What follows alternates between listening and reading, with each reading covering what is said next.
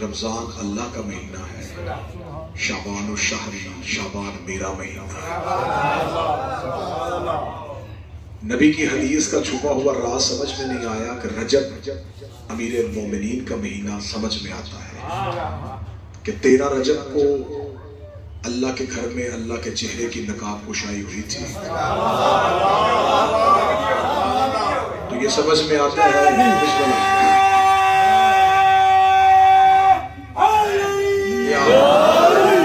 بیت اللہ میں وجہ اللہ کی نقاب کشائی رجب علی کا مہینہ، رمضان میں نزول قرآن، رمضان اللہ کا مہینہ، شعبان میں نہ نبی کی آمد ہے، نہ نبی کی شہادت ہے، نہ نبی کی بعثت ہے، نہ نبی کی ہجرت ہے، نہ نبی کی معراج ہے۔ جب شعبان میں کوئی ایک بھی تاریخ میرے رسول سے منسوب نہیں تو شعبان رسول کا مہینہ کیسے؟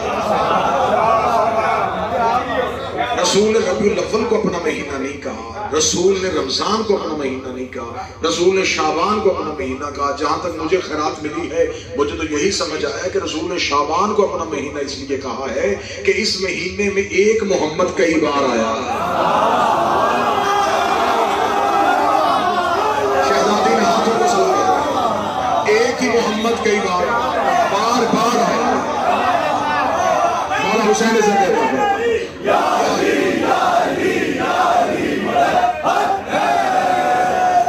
شب اتنی خوبصورت ہے، نزول قرآن کی شب ہے، نزول شہنشاہ کی شب ہے، لیکن اس شب سے پہلے ایک شب گزر چکی، آپ نے یقیناً یہاں گزاری، وہ شبان تھی شہزادی کبریٰ کے آنے کی شب۔ تو میں توہین سمجھوں گا، میں گستاخی سمجھوں گا، میں جسارت کر ہی نہیں سکتا کہ میں دو بادشاہوں کے حرم میں بیٹھ کے، ان کے قرب میں بیٹھ کے اس تذکرہ سیدہ نہ کروں جس کا احترام یہ دونوں بادشاہ کرتے تھے۔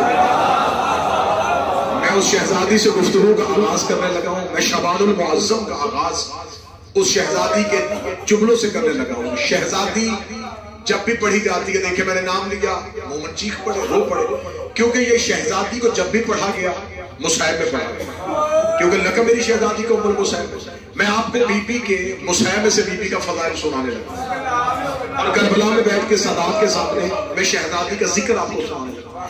شہزادی کو کہا جاتا ہے فاتح شام، یہ میری شہزادی فاتح شام کیسے بنا؟ کیا اس لیے گئی تھی کہ بی بی نے ایک شام، ایک ملک فتح کر لیا تھا، اس وجہ سے بی بی فاتح بنی؟ آخر بی بی کے فاتح شام بننے میں راز کیا ہے؟ اس کے لیے میں بڑی جلدی سے تاریخ کا سفر کروں گا، تھوڑا سا آپ کو پس منظر میں لے کے جاؤں گا۔ جب رسالت امام نے مکہ فتح کیا اور رسالت امام مدینہ سے لشکر لے کے مکہ میں داخل ہوئے تو تاریخ انسانیت لرز رہی تھی اور کانپ رہی تھی کہ وہ شخص، وہ ہستی مکہ میں داخل ہو رہی ہے جسے تھوڑا عرصہ پہلے اسی مکہ سے اذیتیں دے کے، پتھر مار کے، زخمی کر کے، تکلیفیں دے کے، شیب ابی طالب میں محصور کر کے جس نبی کو بھیجا گیا تھا، اب وہ ایک بہت بڑا لشکر بنا کے مکہ کے باہر آ کے کھڑا ہو گیا ہے۔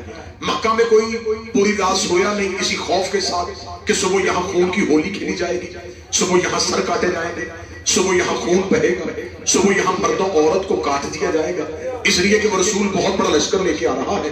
تاریخ انسانیت نے یہ پہلا فاتح دیکھا جو اس انداز میں مکے میں داخل ہوا کہ اس کے ہاتھ میں تلوار نہیں تھی، اس کے ہاتھ میں سفید پرچم تھا، اس کے آگے آگے اس کا ایک صحابی نوکر یہ اعلان کر رہا تھا کوئی اپنے گھر کا دروازہ بند نہ کرے، کوئی اپنے بچے کو گود سے اتار کے یہ نہ سمجھے کہ شاید ماں بچے سے جدا ہونے لگی ہے، سب اپنے گھروں میں سکون میں رہو، ہم تمہیں امن دینے آئے ہیں، ہم تمہیں زندگی دینے آئے ہیں، ہم تمہیں سکون دینے آئے ہیں۔ جب رسالت امام کا یہ اعلان ہو چکا، مکہ والوں کے سانسوں میں سانس ہے، میں سیدہ پڑھنے لگا ہوں، فاتح شام پڑھنے لگا ہوں، ایک نئے انداز سے عالیہ سنانے لگا۔ جب مکہ والوں نے یہ منظر دیکھا تو مکہ والے ایک لمحے کے لیے محو حیرت ہو گئے۔ مکہ والوں کے لیے، کیونکہ تاریخ عرب نے ایسی مثال کبھی دیکھی نہیں تھی، تاریخ انسانیت میں ہمیشہ یہی تھا کہ جب دشمن قبضے میں آئے سر کاٹ دو، جب دشمن پہ تسلط ہو جائے اس کی گردن مار دو۔ تاریخ انسانیت نے پہلی بار دیکھا کہ ہم اس کی مٹھی میں تھے یہ پھر بھی معاف کر رہا ہے، ہم اس کی دسترس میں تھے یہ پھر بھی ہمیں چھوڑ رہا ہے۔ سب کو رسالت امام کا دربار لگ گیا، چھوٹے چھوٹے نوکر، چھوٹے چھوٹے مجرم، ان کو سامنے نبی کے پیش کیا جانے لگا، رسول سب کو معاف کر رہے تھے۔ شام کے وقت مکہ کا سب سے بڑا سردار مجبوراً رسول کے سامنے آیا، اس نے رسول کے سامنے آ کے رسول کے سامنے سر جھکا یہ کون تھا جس کے گھر میں وہ بی بی تھی، وہ عورت تھی جس نے رسول کے چچا حمزہ کا کلیجہ چبایا تھا؟ میں نام لے لیتا ہوں۔ ابو سفیان جب رسول کے سامنے آ کے کھڑا ہوا تو اس نے اپنے سر کو، میرا خیال اس مائک کی وجہ سے آواز خراب تو نہیں ہو گئی، رسالت امام کے سامنے جب وہ آ کے کھڑا ہوا تو اس نے اپنے سر کو شرمندگی سے جھکا لیا۔ رسالت امام نے اس کی طرف دیکھا، وہ رسول جو صبح سے معافی دے رہا تھا، اس کے چہرے پہ رحمت تھی۔ جو اس دشمن کو دیکھا تو تاریخ کہتی معاف کر دیا تھا، لیکن نبی کے چہرے پہ اب رحمت نہیں تھی، نبی کے چہرے پہ ایک نفرت آئی، اور رسول نے نفرت کے ساتھ اپنے چہرے کو پھیرا اور پھر کہا جا میں نے تجھے معاف کیا۔ تاریخ انسانیت نے یہ دشمن کو معاف کرنے کا پہلا مثال اور پہلا جملہ لکھا، آنکھوں میں نفرت اور زبان پہ جا میں نے تجھے معاف کیا۔ آپ یقین کیجئے گا کہ کہنے کو یہ معافی تھی، اصل میں یہ اس کے لیے اذیت ناک موت تھی۔ ایک بہت بڑے سردار کو، ایک بہت بڑا وہ شخص جس نے ایک دور میں مکے میں راج کیا ہے، اور اس نے اس شخص کو جس کو گھر سے نکالا تھا وہ سامنے تخت پہ بیٹھ کے کہ جا میں نے تجھے معاف کیا۔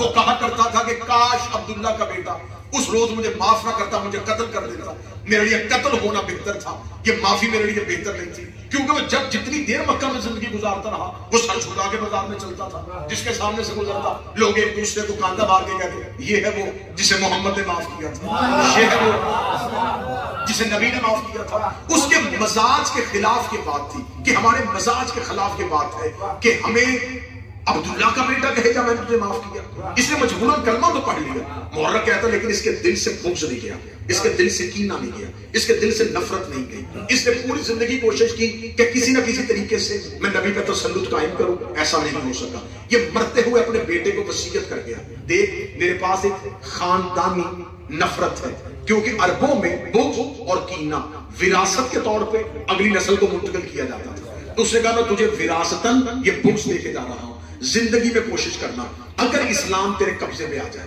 اگر مسلمانوں پہ تیرا تسلط قائم ہو جائے، ایک بدلہ تمہیں لینا ہے۔ کسی رسول کے خاندان کے کسی فرد کو دربار میں ایسے ہی کھڑا کر کے تو نے کہنا ہے جا میں نے تجھے معاف کیا۔ جب تو یہ کہہ دے گا سمجھ لینا میری روح کو تسلی ہو جائے گی۔ ہم اپنی خاندانی دشمنی ایک دفعہ انتقام کا نشانہ ان کو بنا کے پرسکون ہو جائیں گے۔ بیٹے کو یہ وصیت مل گئی، بیٹے نے کوشش کی کہ نہ مکہ میں رہوں نہ مدینے میں رہوں۔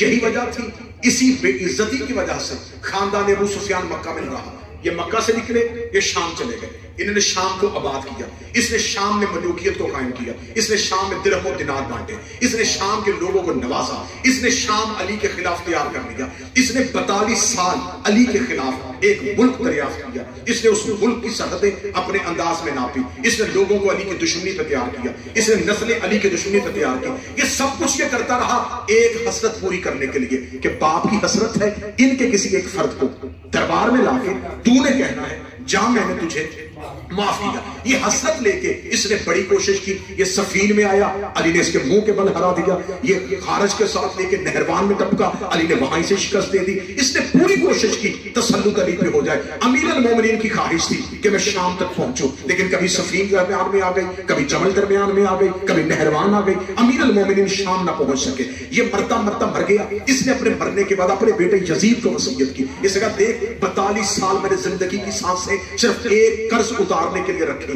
میں نے درہم و دینار بانٹے، میں نے ملوکیت قائم کی، کسی طریقے سے باپ کی وصیت پہ عمل کروں، مجھ سے نہیں ہو سکا۔ میرے بعد دیر نہ کرنا، میرے بعد انتظار نہ کرنا، میرے بعد جو ہی تخت پہ بیٹھے خاندان اہل بیت کو ایک بار دربار میں لا کے تو نے بھی کہنا جا میں نے تجھے معاف کیا۔ یہی وجہ تھی اس یزید ملعون نے تخت پہ بیٹھتے ہی سب سے پہلا کام کیا اس نے حسین مولا سے بیعت کا مطالبہ کر لیا۔ جو ہی اس نے حسین، اب اس پس منظر کو سمجھانا اس لیے مجھے مقصود ہے کہ مجھے فاتح شام پڑھنا ہے، مجھے علی کی بیٹی کا منفرد آپ کے سامنے مثال پڑھنا ہے۔ جب اس نے کہا کہ ایک انداز میں ایسے کروں، اس نے مولا حسین سے بیعت کا مطالبہ کیا، مولا حسین نے انکار کیا۔ کریم کربلا 28 سے جب مدینہ سے نکلے، مولا حسین نے مکہ میں بدِ احرام توڑے، مولا حسین چلتے چلتے کربلا پہنچ گئے۔ اس نے لشکر پہ لشکر، لشکر پہ لشکر، فوجیں پہ فوجیں کربلا میں بھیج دی۔ حسین گرفتار نہ ہوئے، حسین وہیں پہ سو گئے۔ جب حسین مولا شہید ہو گئے، اس نے اپنی 9 لاکھ کی فوج کے سردار کو حکمن یہ پیغام کہا تھا کہ حسین کا ہر کوئی قتل کر دینا، ایک بیٹا بچا کے لانا ہے، حسین کا ایک فرزند بچا کے لانا ہے، تاکہ میں اس سے اپنے باپ اور دادا کی وصیت کے مطابق بدلہ لے سکوں، ایک بیٹا بچا کے لانا ہے۔ یہی وجہ تھی انہوں نے مولا عسکر شہید کیے، حسین کا کمشن شہید کیا، مولا سید الساجدین کے تحت یہ نہیں پہنچے، اس لیے یزید کا حکم تھا حسین کا ایک بیٹا اہل بیت کا ایک فرد زندہ میرے دربار میں لے کے آنا ہے۔ ادھر مولا سجاد چلے کربلا سے نکلے، کوفہ پہنچے، کوفہ سے یہ قافلہ حسینی شام کی طرف چل رہا تھا۔ جیسے جیسے یہ شام کی طرف کاروان توحید بڑھ رہا تھا، ادھر یزید کے ذہن میں وہ خیال آ رہا تھا، مدت کی باپ کی حسرت، مدت کی دادے کی حسرت آج میں پوری کروں گا، آج بنی امیہ بنی ہاشم سے بدلہ لیں گے، آج ہم اپنی خاندانی دشمنی کو ایک دفعہ بدلے کا نشانہ بنا دیں گے۔ اس نے شام شہر سجا دیا، اس نے لوگوں کو بلا لیا، اس نے یہودی وزراء بلا لیے، اس نے عیسائی بشیر بلا لیے، اس نے ملکوں کے گورنر بنا لیے، اس نے شام شہر کچا کچ کر دیا، اس نے شام کی کوئی ایک جگہ بھی خالی نہیں رہنے دی، اس نے پورا دربار سجا دیا۔ آ رہے ہیں اہل بیت، لوں گا دادے کا بدلہ، لوں گا باپ کا بدلہ۔ جیسے جیسے کاروان توحید شام کے قریب آتا گیا، اس کے ذہن میں وہی باپ کی حسرت، وہی دادے کی خواہش اس کے دل میں امڑ رہی تھی کہ اب وہ وقت قریب آنے والا ہے، ابھی وہ لمحہ آنے والا ہے کہ میں ان سے بدلہ لوں گا۔ جو اس کے نانا نے کہا تھا، جا میں نے تجھے معاف کیا، جا میں نے تجھے معاف کیا، جا میں نے تجھے آزاد کیا، لہٰذا ان کی اس دی ہوئی آزادی کا ہم بدلہ لینے والے ہیں۔ ادھر کاروان توحید چلتا چلتا بازار شام کو عبور کرتا کرتا دربار یزید کے دروازے پہ آ گیا۔ جو بھی دروازے پہ آیا، اس نے سر پہ باب والا تاج پہنا، اس نے سونے اور چاندی اور ہیرے اور جواہرات کا ڈھیر لگایا، اس نے شام کے دربار کو کھچا کچ بھر دیا، اس نے سفرا کو بٹھا دیا، اس نے وزراء کو بٹھا دیا، اس نے عمرہ کو بٹھا دیا، اس نے صحافی بٹھائے، اس نے رپورٹر بٹھائے، اس نے مورخ بٹھائے کہ اب میں شکست کا بدلہ لوں گا۔ جیسے ہی سید الساجدین کا پہلا قدم دربار میں داخل ہوا، یہ ایک دفعہ اپنے تخت سے اٹھا، اس نے اپنے باپ اور دادا کی روحوں کو اپنی آنکھوں میں لاتے ہوئے بنی ہاشم سے بدلہ لینے کے لیے وہی فکرہ ذہن میں رکھا کہ جان میں نے تجھے آزاد کیا۔ یہ جملہ میں کہوں گا، ادھر جملہ اس کے دل سے نکل کے اس کے حلق سے ہوتا ہوا اس کی زبان کی نوک پہ آیا کہ میں کہوں گا جان میں نے تجھے آزاد کیا۔ ابھی یہ جملہ اس کی زبان کی نوک پہ تھا، یہ سید الساجدین کی کمر کے پیچھے سے علی کی بیٹی کا ہاتھ آیا، شہزادی نے سجاد کو پیچھے ہٹایا، یزید کے سامنے جا کے مل گا، یبنا تلقا، اے ہمارے آزاد کردہ غلام کے بیٹے،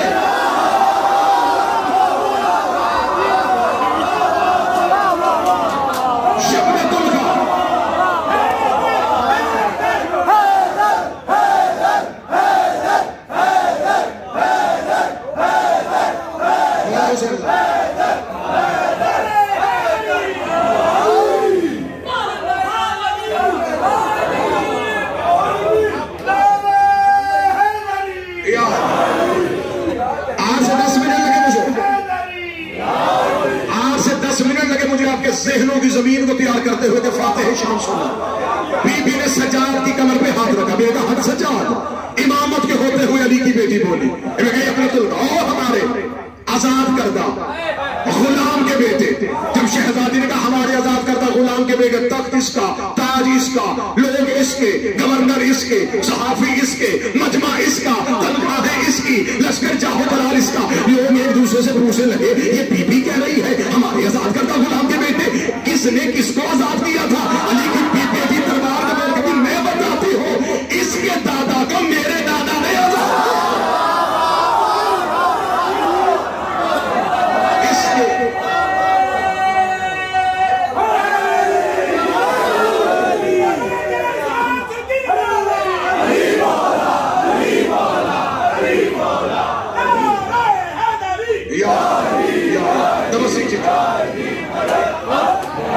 اس انداز میں سنوا لیا، ساری زندگی مسائل میں سنا میری شہزادی کو، آج فتح سنو میری شہزادی کو۔ بی بی نے کہا اس کے دادا کو میرے نانا نے آزاد کیا۔ اب جن لوگوں نے مکہ دیکھا ہی نہیں تھا، جنہوں نے صرف امیہ کا شام دیکھا تھا، جنہوں نے رسول کا دور نہیں دیکھا تھا، جنہوں نے فتح مکہ نہیں دیکھی تھی، خیبر خندق کچھ بھی نہیں دیکھا تھا، انہیں پوچھا کون کس کا نانا تھا، کون کس کا دادا تھا، یہ کون ہے اور یہ کون ہے، جملے سن رہے ہیں، یہ کون ہے اور یہ کون ہے۔ اب مورخ کہتا ہے اب بی بی دربار میں جب بولی، جب بی بی نے خطبہ شروع کیا، علماء تشریف فرمائے شہزادی اپنے لہجے میں نہیں بولی، اس میں تو دوسری رائے نہیں ہے، کس لہجے میں بولی تھی؟ علی کے لہجے لہجے میں، علی کے لہجے میں. پھر کربلا میں بیٹھ کے جملہ ضائع نہ کرنا. علی کے لہجے میں بولی مجھے عزت حسین کی قسم ہے ساری زندگی محمد بولے اپنے لہجے میں، حسن بولے اپنے لہجے میں، حسین علی کا بیٹا تھا بولا اپنے لہجے میں، عباس ہو بہو علی تھا لیکن بولا اپنے لہجے میں. علی کا لہجہ مجھے دو ہی جگہوں پہ نظر آیا ہے، یا معراج میں اللہ بولا تھا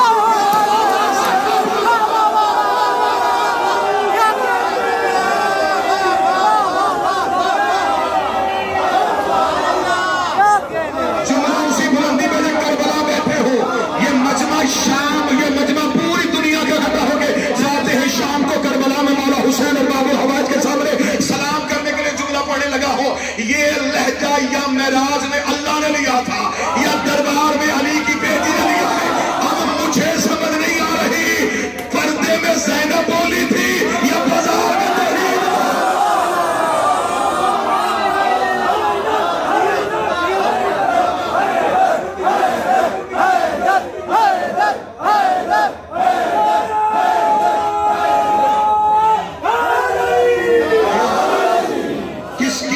میں بولی. بابا کے لہجے میں، کیونکہ جو سامنے بیٹھے تھے. رسول کے لہجے میں کیوں نہیں بولی؟ مولا حسن کے لہجے میں کیوں نہیں بولی؟ کیونکہ یہ جو سامنے بیٹھا تھا ان امویوں کو دشمنی محمد رسول اللہ سے نہیں، ان کی کھٹی میں علی کی دشمنی تھی. ان کے گھر کا ہر بندہ علی نے مارا تھا. دلوں میں علی کی دشمنی لے کے بیٹھے تھے یا بی بی علی ہی کے لہجے میں بول پڑے. دیکھے گا میں بتاتی ہوں اس کے دادا کو میرے نانا نے آزاد کیا تھا. لوگوں نے کہا یہ بی بی کون ہے؟ فرمایا یہ نہیں بتائے گا میں بتاتی ہوں. ہم ہیں اہل بیت نبوت، وحی آتی ہے ہمارے گھر میں، فرشتہ اترتا ہے ہمارے دروازے میں، والناس ہماری دہلیز کا نام ہے، کوثر ہمارے گھر کے پھول کا نام ہے، قل اعوذ برب الفلق ہمارے بھائیوں کے تعویذ کا نام ہے. اللہ نے ہمارے گھر میں نبوت اتاری ہے، اللہ نے ہمارے گھر میں امامت اتاری ہے، اللہ نے ہمارے گھر میں ولایت اتاری ہے. ابھی بی بی اللہ کی حمد پڑھ رہی تھی، رسول کی رسالت پڑھ رہی تھی، بابے کی ولایت پڑھ رہی تھی، حسن کی کرامتیں پڑھ رہی تھی، حسین کی عزتیں پڑھ رہی تھی. بی ابھی صرف اپنا خاندان پڑھ رہی تھی یا لوگوں نے یزید کی طرف دیکھا کہ تو نے اس کو قید کیا ہے، تو نے اس کے ہاتھ میں رسیاں پہنائی ہیں اور یہ تیرے دربار میں تیرے وزراء تیرے مشیروں کے سامنے کھڑی ہو کے اپنے خاندان کے اتنے شرف بیان کر رہی ہے. تو بھی بتا تو کس کا بیٹا ہے؟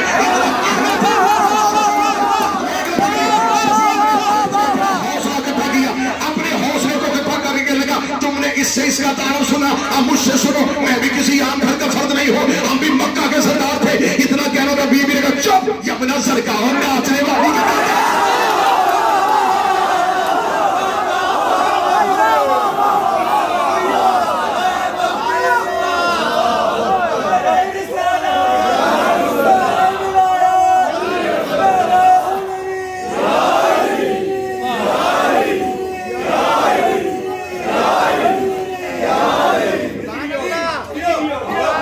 علماء تشریف فرمائے. میرے برادر قبلہ جوید الحسن یہ اپنا اے ناچنے والی کے بیٹے تجھ میں ضرورت میرے ہوتے ہوئے تو اپنے خاندان کا شرف پڑھے، تو اپنے خاندان کی عزت پڑھے.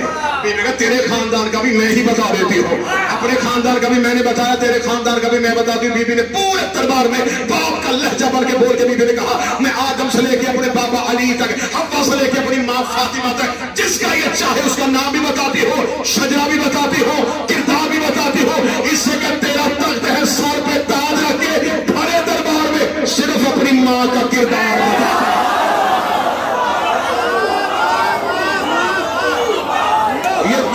پانی پینے والے، یہ جنگلوں میں رہنے والے، یہ بتوں کی پوجا کرنے والے، یہ پتھروں کے آگے سجدہ کرنے والے، یہ مکہ کی گندگیاں کھانے والے، یہ ہم سے مقابلہ کریں گے؟ ہم کون ہیں؟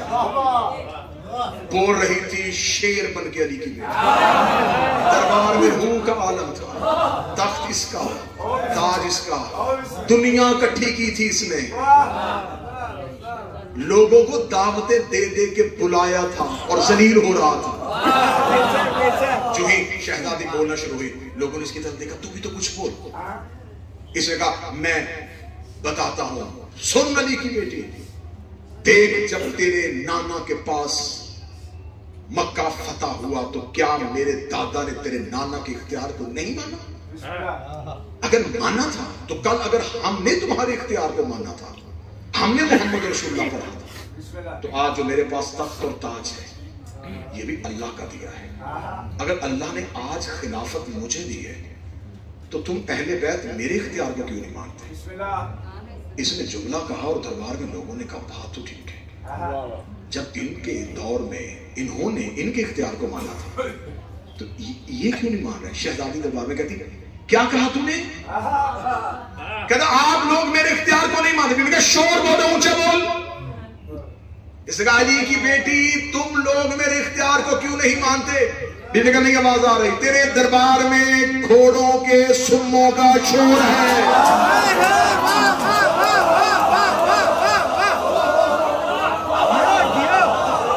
گھوڑوں کے سمروں، سبحان اللہ۔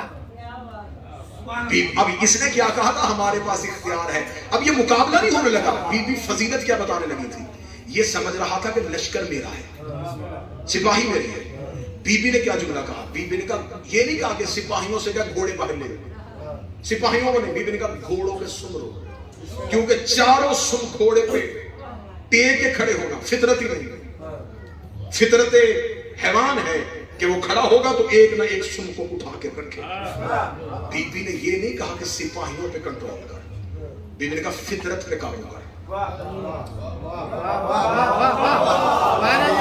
نہیں سمجھے شہزادی نے چیلنج کیا فطرت کا، گھوڑوں کے سن لو۔ اسے کہا کیا کروں؟ فرمایا گھوڑوں کو سن لو۔ کلگالی کی بیٹی لینے رک سکتے، فرمایا چل ٹھیک ہے تیرے دربار میں اونٹ کھڑے، اونٹ کی فطرت ہے گردن کو ہلانا۔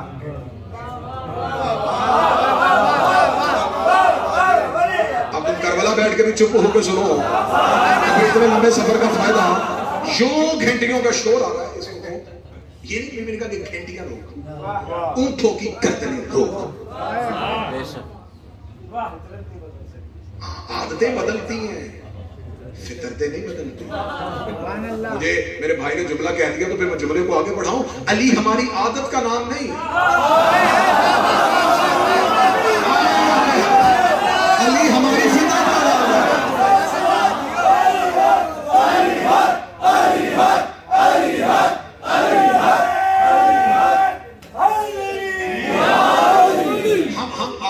عادتیں بدل سکتی ہیں، علی ولی اللہ ہماری فطرت ہے۔ لوگ ہمیں کہتے ہیں کہ تم عبادت میں فطرت چھوڑ دو،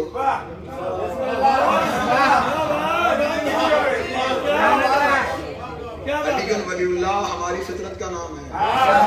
عادتیں اور ہوتی ہیں، عبادتیں اور ہوتی ہیں، عادت اور عبادت میں با ہی کا فرق ہے، اور علی با کا نقطہ ہے۔ عبادت سے علی نکل جائے پیچھے عادت رہ جاتی ہے۔ کچھ لوگوں کو نمازوں کی عادت ہوتی ہے اور کچھ لوگ علی کی عبادت کرتے ہیں۔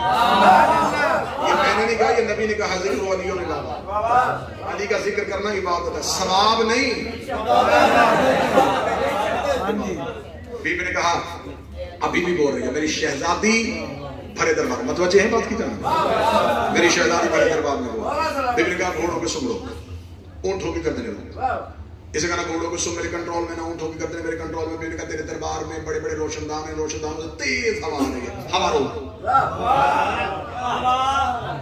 پورے دربار میں کہہ کا مار کے کہا یہی تو میں کہا کرتا ہوں کہ بنی ہاشم وہ کہتے ہیں جو عقلوں میں نہیں آتا، نانا بھی یہی کہتا تھا، بابا بھی یہی کہتا تھا، اور بڑے دربار میں کھڑی ہو کے ان کی بیٹی بھی یہی کہہ رہی ہے۔ یہ پورا عرب اور عجم گواہی دے، ایسا کیسے ہو سکتا ہے کہ میں گھوڑوں کے سم روک لوں، میں اونٹوں کی گردنیں روک لوں، میں شور روک لوں؟ اتنا میں نے کہا اس کو چپ، اتنا کہا جس گھوڑے کا سم اٹھا تھا اسے رکھا نہیں، جس اونٹنی کے اندر ہلی تھی اسے واپس نہیں کی، جس سپاہی کی آنکھ کھلی تھی اس کی پیچھے نہیں آئی، جس کے ناک کے نتھرے سے سانس نکلا تھا واپس نہیں آیا، جس کی دل کی دھڑکن وہی تھی وہی کی وہی رہ گئی۔ جب پورے دربار میں جس کا ہاتھ اٹھا، جس کی آنکھ کھلی، جس کی پلک جھپکی، ہر ایک پتھر کا بن گیا۔ بی بی یزید کے تخت کے سامنے آئی، بی بی نے یزید کی طرف اشارہ کیا، یزید کے نپاک بدن میں روح واپس آئی، نپاک بدن میں روح کا واپس آنا تھا۔ اس نے سر سے لے کے پاؤں تک دربار دیکھا، ادھر بھی پتھر، ادھر بھی پتھر، ادھر بھی پتھر، ادھر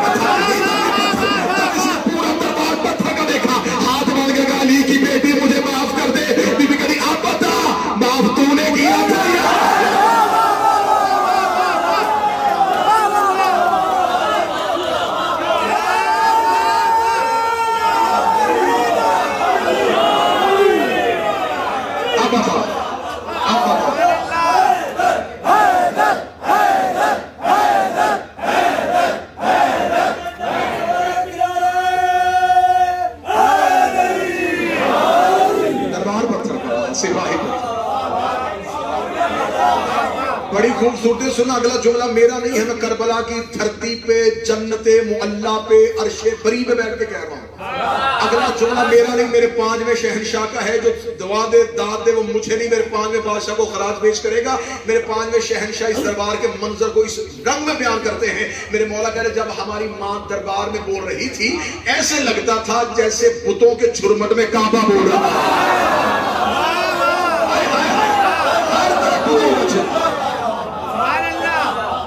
शहजादी बोल रही है, तख्त इसका, ताज इसका, सिपाही इसके, लश्कर इसका, और बोल रही है अली की बेटी।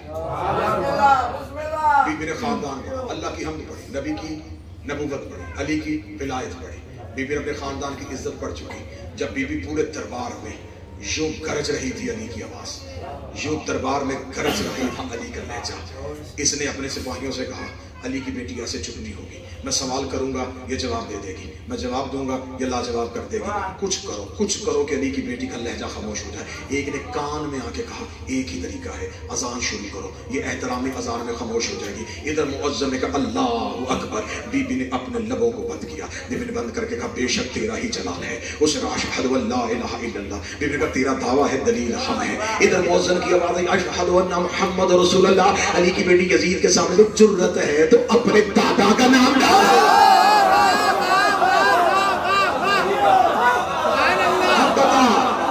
जीता तू,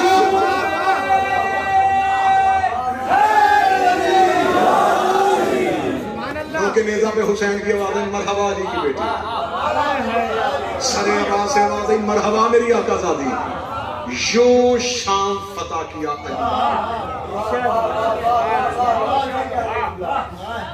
आप क्या समझते हैं कि एक बहन भाई के साथ गई थी? शरीका तो हुसैन गई थी। मैं शहजादी की इज्जत सारा कुछ तकरीर भी ना करूं, एक जुमला पढ़ के खामोश हो जाऊं तो इसी पे ही मोमन सर सजदे में रख दे, तो क्या कमाल फज़ाइल है शहजादी का। इतनी बड़ी फजीलत है शहजादी की कि एक दौर में 5 इमाम इससे मशवरा करते थे।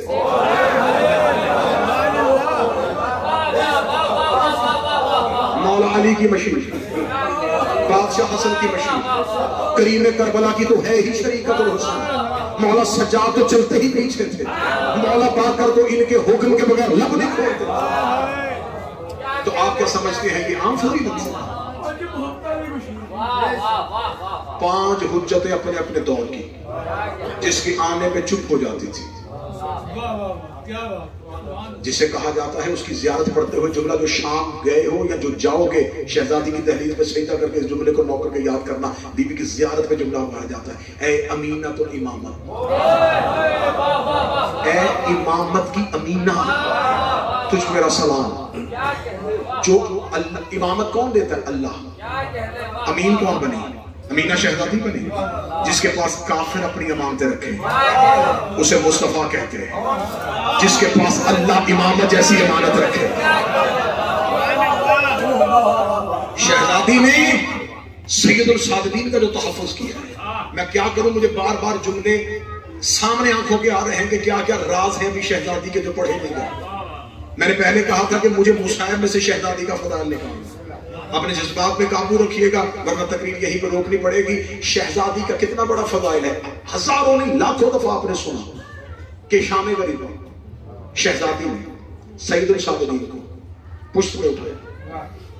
कोई नई बात तो नहीं सुनी हुई पहले। सैयदुल सादिकीन को पुष्ट पे शहजादी ने क्यों उठाया? क्या इमामत में ताकत नहीं? हुज्जत अपने इख्तियार से वाकफ नहीं? जो इब्राहिम नारे नमरूद को गुल कर सकता था, तो ये तो सैयदुल साजिदीन वो था कि इब्राहिम ने इन्हीं का नाम लेके नारे नमरूद को गुल किया था। तो ये सैयदुल साजिदीन को पुष्ट पे जो लेके आई है, जाओ जाके उलमा से पूछो, इमाम को उठाने के लिए भी इमाम होना जरूरी है।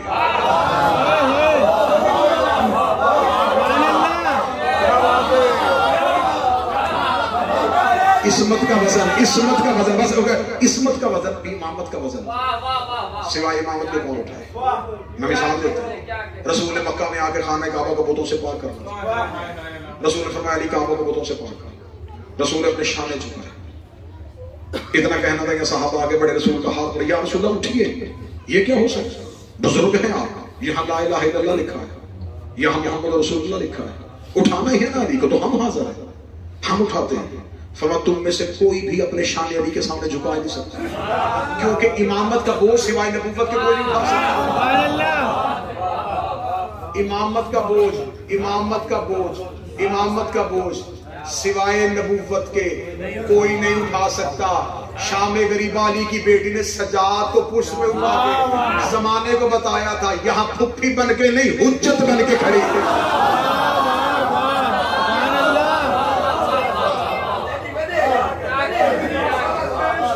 ساری زندگی سنا لا کے نبی سے شام غریبہ۔ میں نے پہلے کہا کہ مسائل سے ایک جملہ فضائل کا لیتے جانا۔ سید الساجدین وقت شہادت امام حسین سید الساجدین کو بقول مورخ جیسا تاریخ میں لکھا، سید الساجدین کو طیب شدید غیظ تھا، آنکھیں بند تھی سجاد، ٹھیک ہے مانا ہم بھی مانتے ہیں سجاد مولا کی آنکھیں بند تھی، کیوں؟ حکمت پروردگار تھی۔ اگر مولا سجاد کی آنکھیں کھلی ہوتی تو صدائے استغاثہ پہ لبیک واجب ہو جاتا۔ جس کی آنکھیں کھلی تھی وہ 6 مہینے کا بھی چھونے میں نہیں رہا، تو جہاں ششماہے پہ اطاعت واجب ہو گئی، وہاں سید الساجدین پہ نصرت امام واجب ہو جاتی۔ سجاد کو تلوار لے کے امام کی نصرت کے لیے جانا پڑتا۔ حکمت پروردگار تھی سجاد کی آنکھیں بند ہو تاکہ امامت کے سلسلے کو متصل رکھا جائے۔ یہاں مجھے یہ راز نہیں پڑھنا، اگلا راز آپ کے دلوں سے دعا لینے کے لیے پڑھنا۔ حجت ایک لمحے کے لیے آنکھ بند کرے، نظام کائنات ترم بھرم،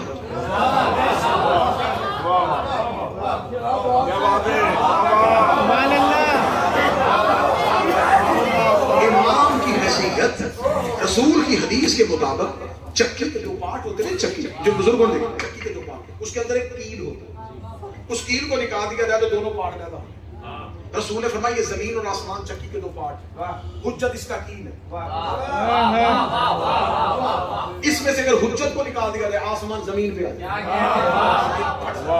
آسمان اور زمین کے نظام کو جس نے روکا ہوا اسے حجت کہتے ہیں۔ حجت ایک لمحے کے لیے بھی غافل ہو جائے، آسمان زمین پہ آ جائے، نظام کائنات رک جائے، سرا سے سریا تک مخلوق کی سانسیں بند ہو جائے اگر حجت کی آنکھیں بند ہو جائے۔ جتنی دیر تک وقت اثر سے لے کے عالیہ کے سجاد اٹھانے تک مولا سجاد کی آنکھیں بند رہی، نظام کائنات کون چلا رہا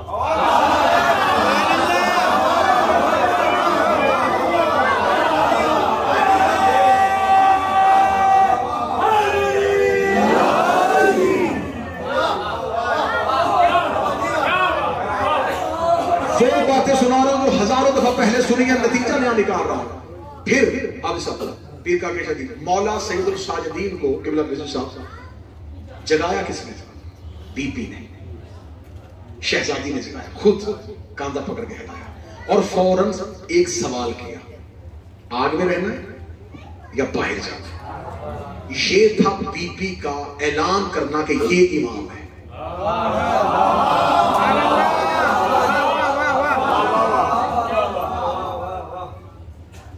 صحرا میں پلانوں کا منبر بنا کے امامت کا اعلان کرنا اور تھا،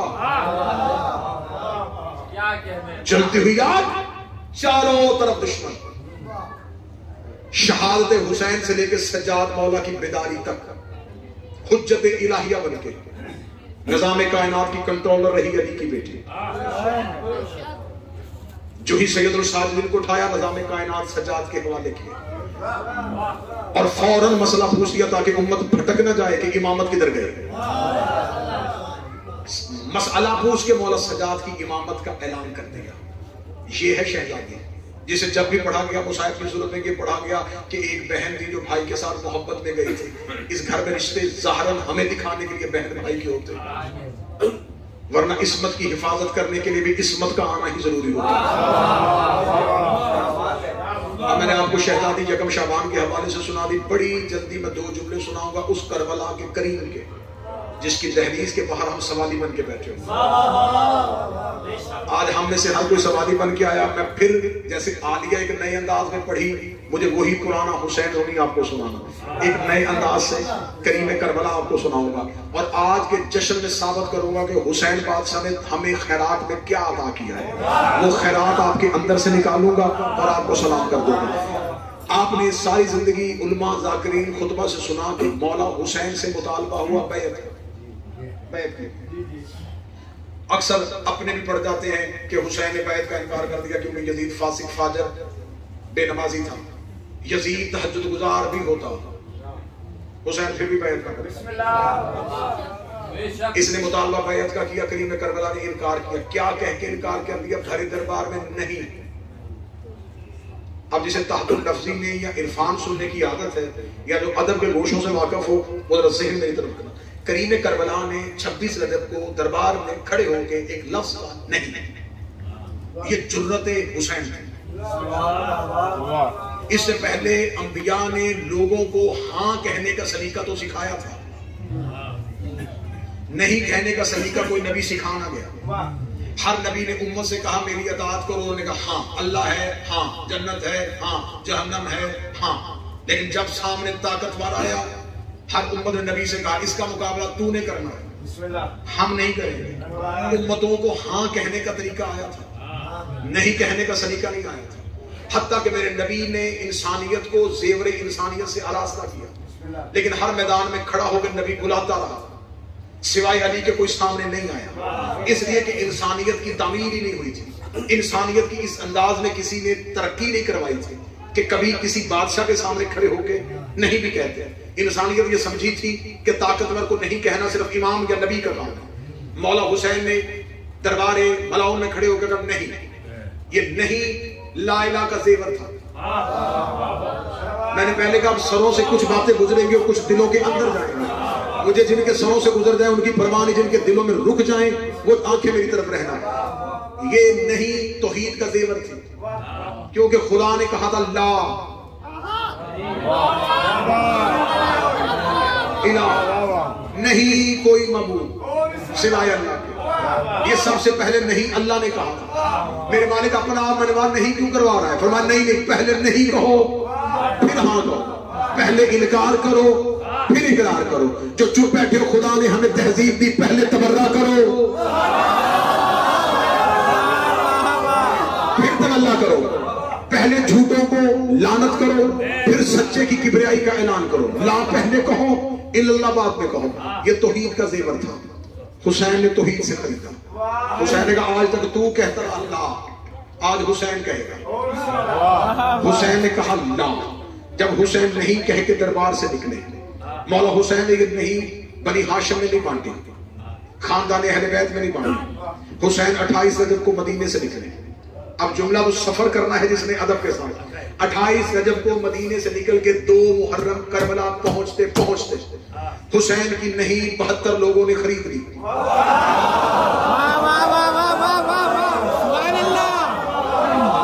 حسین نے دے دی, اور حسین نے جتھوں کے سردار بھی ڈھونڈے, حسین نے قبیلوں کے سربراہ نہیں ڈھونڈے. میدان جنگ میں لشکر بنانے کا اصول ہوتا ہے کہ اگلی صف میں کتنے بندے ہونے چاہیے, تیروں پہ کون ہوگا, مورچوں پہ کون ہوگا, کتنے بھاری جسم والا آگے ہوگا, کتنے کم جسم والا پیچھے ہوگا.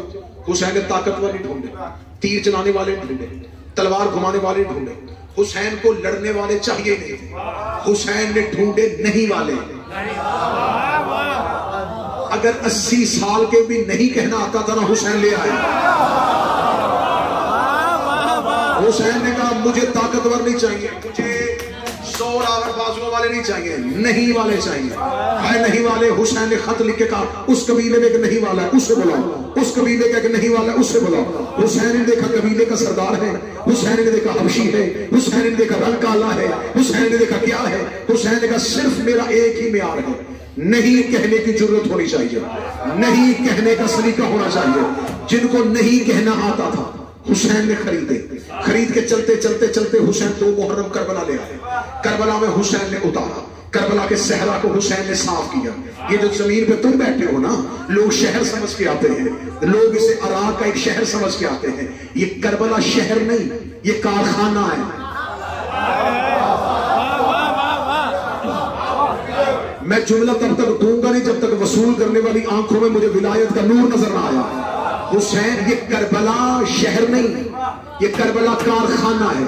جو اردو ادب سے واقف ہو گیا جملہ، حسین انسان ساز کاریگر ہے۔ حسین ہے انسان ساز کاریگر۔ انسان ساز کیا ہوتا ہے؟ برتن ساز وہ ہوتا ہے جو برتن بنائے۔ حسین ہے انسان ساز کاریگر، کربلا ہے کارخانہ۔ حسین نے پہلی بار زمین میں ایک ایسا کارخانہ بنایا اور اتنا کمال کاریگر تھا حسین، اس کو ایسا ہنر آتا تھا، یہ انسان ڈالتا تھا، علیہ السلام نکالتا تھا۔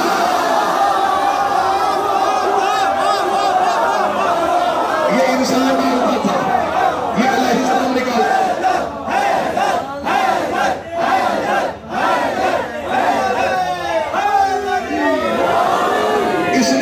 اس نے کوئی بھی رضی اللہ نہیں بنایا، نبی رضی اللہ بنا کے گئے تھے، حسین رضی اللہ نہیں کیے۔ علیہ السلام، سعید علیہ السلام، حسین علیہ السلام، مسلم علیہ السلام، حسین علیہ السلام بنا کے دنیا کو اپنا اختیار بتا دیا تھا۔ علیہ السلام یا خدا بناتا ہے یا پھر حسین، یہ علیہ السلام بنانے والا کاریگر تھا۔ اس نے کربلا میں پہنچا، نہیں ذہن میں رہے بس اسی میں جشن ختم کروں گا، نہیں، تبرک سمجھ کے 3 شعبان کی شب یہاں سے حسین کی خیرات لے کے جانا۔ کریم کربلا نے اپنے نوکروں کو نہیں کہنے کی تہذیب سکھا دی، انہیں نہیں کہنا آ گیا۔ حسین نے کب تنہائی میں لے آیا، اب ذرا دیکھو تو صحیح، نہیں پہ پکے ہیں کہ نہیں، نہیں پہ پکے ہیں کہ نہیں۔ حسین نے کہا اچھا 7 محرم پانی بند ہوا، پیاس آ گئی۔ حسین نے کہا اب دیکھتا ہوں نہیں پہ ہیں یا نہیں۔ یقین کیجئے گا دریا موجیں شور کر کر کے حسین کے نوکروں کو بلاتی رہی، انہوں نے مڑ کے بھی نہیں دیکھا۔ اگلا جملہ آپ سے دعا لوں گا، جو اردو لہجہ سمجھتے ان سے دعا لوں گا۔ دریا حسین کے نوکروں کے سامنے شرم شرم کے گزرتا رہا۔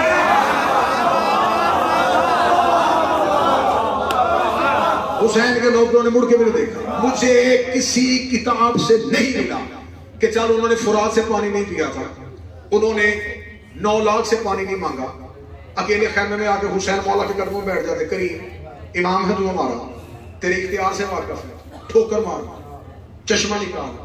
یہ اتنے بے نیاز تھے، انہوں نے حسین سے بھی نہیں مانگا۔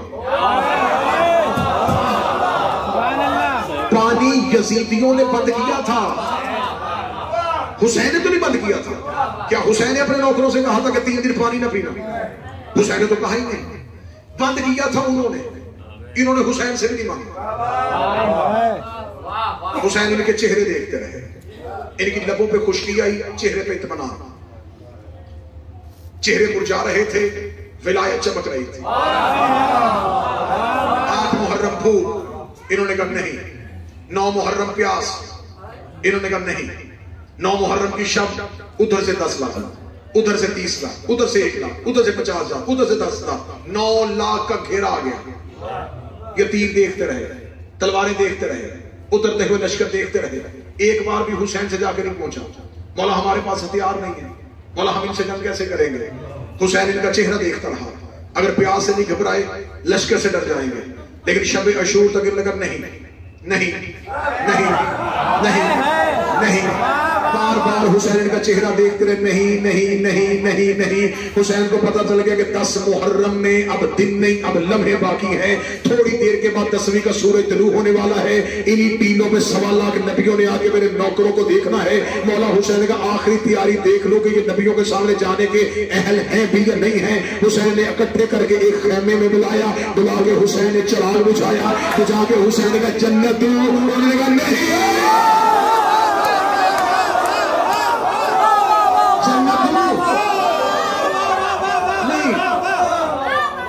یہ کائنات کے واحد لوگ تھے جو جنت سے بھی خریدے نہیں گئے۔ حسین کا پیاس برداشت کی، بھوک برداشت کی، جلا وطنی برداشت کی، اولاد کی جدائی برداشت کی، موت سامنے تھی برداشت کی۔ وہ سب کچھ برداشت کرو جنت کے لیے دے لو. نہیں، ان کی نہیں اتنی پکی ہو گئی تھی کہ یہ جنت سے بھی خریدے نہیں گئے. جب انہوں نے جنت کو انکار کیا، حسین نے کہا اب سنو آنا ابراہیم کے سامنے، اب سنو آنا اسماعیل کے سامنے. اب میں نبیوں کے سامنے اپنے نوکر کھڑے کروں گا اور نوکروں کو کھڑے کر کے کہوں گا دیکھو تمہاری امتیں تمہارے پیچھے چلتی رہی جنت کے لالچ میں، یہ کھڑے ہیں میرے نوکر تو جنت صحیح نے خریدے. حسین نے جب دیکھا کہ لیکن نہیں پکی ہو گئی ہے، 10 محرم کی اثر کا 9 لاکھ نے انتظار کیا، کب تک نہیں کہے گا 10 محرم کا دن ختم ہوگا ہم حسین بھی مار دیں گے، حسین کے نوکر بھی مار دیں گے، پھر آج کے بعد کوئی نہیں کہے گا. انہوں نے نہیں کو چپ کروانا چاہا. 10 محرم کی اثر تھی، میرے کریم نے کربلا کی ریت میں سجدہ کیا، حسین نے کربلا کی ریت کی مٹھی اٹھائی، پوری کائنات میں حسین نے بکھیر دی، پوری کائنات میں بکھری کربلا کی ریت کا ذرہ ذرہ. جہاں جہاں حسین کے عزادار تھے ان کی روحوں